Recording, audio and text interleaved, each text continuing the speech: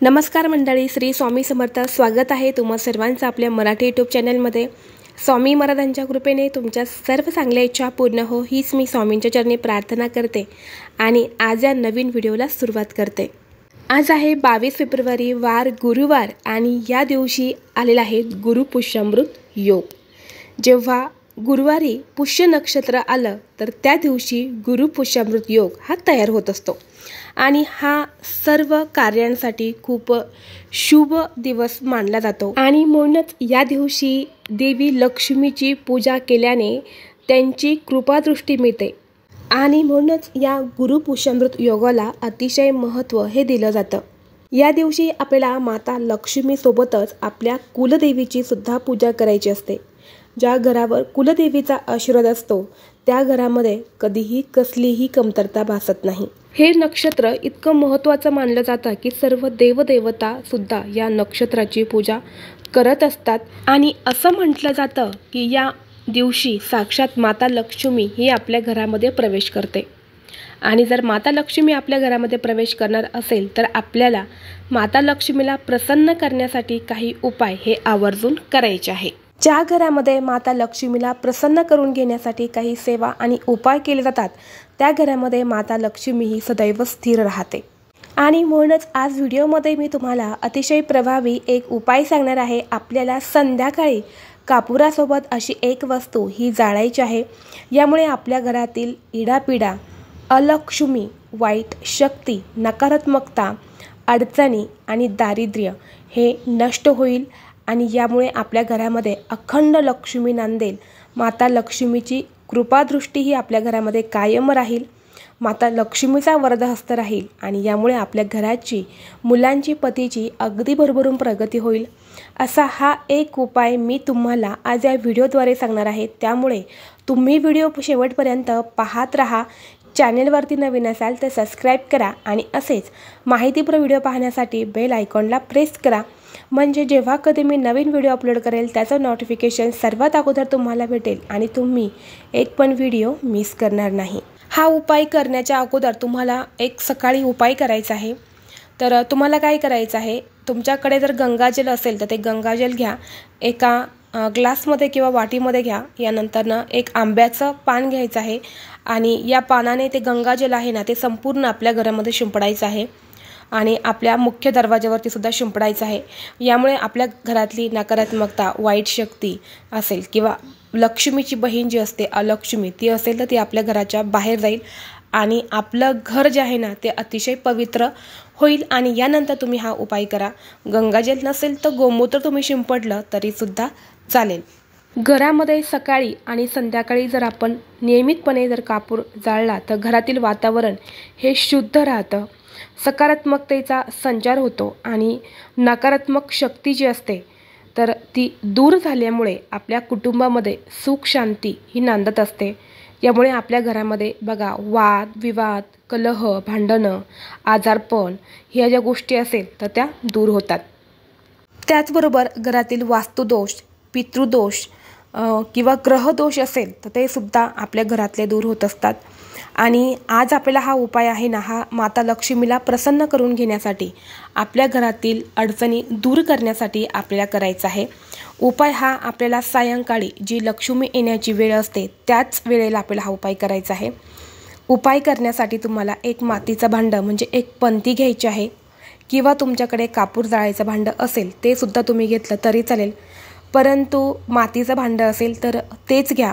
त्यामध्ये हा उपाय केला तर त्याचा जास्त लाभ मिळतो आपल्याला. यानंतरनं काय करायचं आहे, त्यामध्ये थोडेसे तांदूळ टाकायचे आहेत म्हणजे अक्षदा अगदी थोडेसे टाकायचे आहेत. त्यावरती तुम्हाला 7 भीमसेनी कापराच्या वड्या घ्यायच्या आहेत. भीमसेनी कापूर असेल तर आवर्जून तोच घ्या. भीमसेनी कापराचे अनेक फायदे आपल्या घरामध्ये होत असतात. नसेल भीमसेनी कापूर जो असेल तो तुम्ही घेऊ शकतात. यानंतर तुम्हाला काय करायचं आहे, या कापरावरती तुम्हाला 2 अख्ख्या लवंगा ज्याला फुलं असतात अखंड लवंगा आणि 2 वेलची तुम्हाला त्या कापरावरती टाकायच्या आहेत. यानंतर तुम्हाला काय करायचं आहे, थोडीशी जी पिवळी मोहरी असते ना ती तुम्हाला घ्यायची आहे. पिवळी मोहरी नसेल तर काळी मोहरी तुम्ही घेऊ शकतात.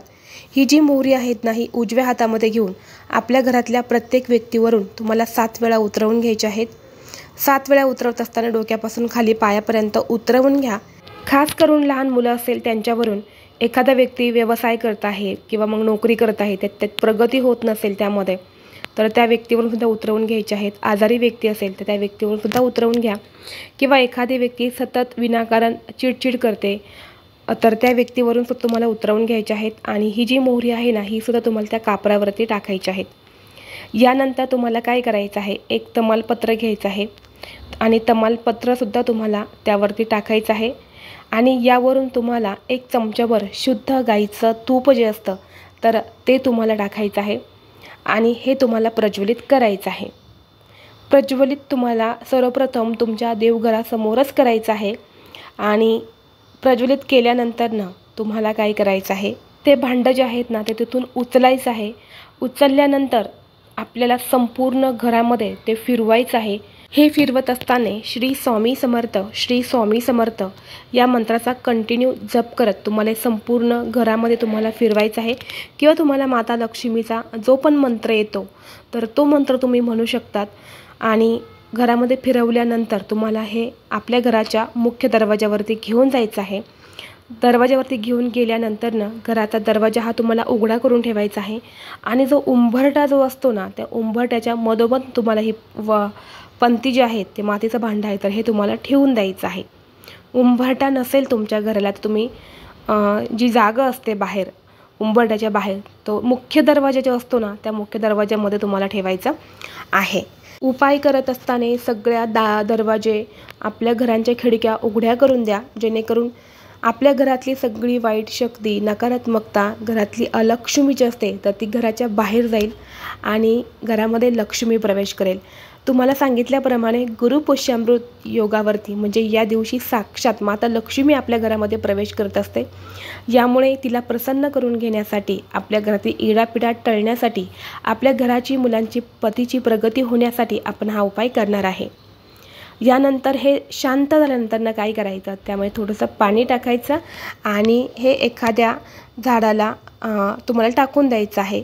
तुळशीला अजिबात टाकायचं नाही किंवा शमीचं झाड असेल त्यालाही टाकायचं नाही, मनी प्लांट असेल त्यालासुद्धा टाकायचं नाही, इतर झाडांना तुम्हाला हे टाकायचं आहे। त्याचबरोबर घरामध्ये सतत नवरा बायकोची भांडणं होत असेल, एकमेकांचं पटत नसेल, तसेच घरामध्ये धनवृद्धी होत नसेल, पैसा हा टिकत नसेल, आर्थिक समस्या वारंवार येत असेल, तर तुम्हाला आज संध्याकाळी एक उपाय सांगते, तो तुम्ही नक्की करा। आर्थिक अडचणी दूर होण्यासाठी, पैशांच्या अडचणी नष्ट होण्यासाठी, नवरा बायकोमधील भांडणे दूर होण्यासाठी एक कापूर जाळीचं भांडं घ्या किंवा पंती तुम्ही घेतली तरी चालेल। त्यामध्ये फक्त 2 कापराच्या वड्या आणि 2 लवंगा तुम्हाला टाकायच्या आहेत आणि ह्या तुम्हाला प्रज्वलित करून माता लक्ष्मीची जी पण तुम्हाला आरती येते तर ती आरती तुम्हाला म्हणायची आहेत आणि या भांड्याने माता लक्ष्मीसमोर तुम्हाला आरती ओवाळायची आहे। ही कुणी आरती ओवाळायची आहेत, नवरा आणि बायको यांनीच ओवाळायची आहे। आरती करून झाल्यानंतर दोघांनीही माता लक्ष्मीला प्रार्थना करायची आहेत, तुमच्या सुखी संसारामध्ये सुख, शांती, समृद्धी ही टिकून राहावी, नात्यातला दुरावा हा दूर व्हावा असं तुम्हाला प्रार्थना करायची आहेत। आणि यानंतर जे कापूर आणि लवंगाची जी थोडीफार राख असेल ना ती तुम्हाला काय करायचं आहे, दररोज तुम्हाला तुमच्या कपड्यावरती तुम्हाला सकाळी लावत जायचे आहे। करून पहा, याने तुमच्या घरामध्ये तुम्हाला फायदे हे दिसून येतील। जर तुम्हाला हा व्हिडिओ आवडला तर लाईक करा, चॅनलवरती नवीन असाल तर सबस्क्राईब करा आणि असेच माहितीपूर्ण व्हिडिओ पाहण्यासाठी बेल आयकॉनला प्रेस करा। चला तर मग भेटू असंच पुढल्या एका नवीन व्हिडिओमध्ये। तोपर्यंत सर्वांना श्री स्वामी समर्थ।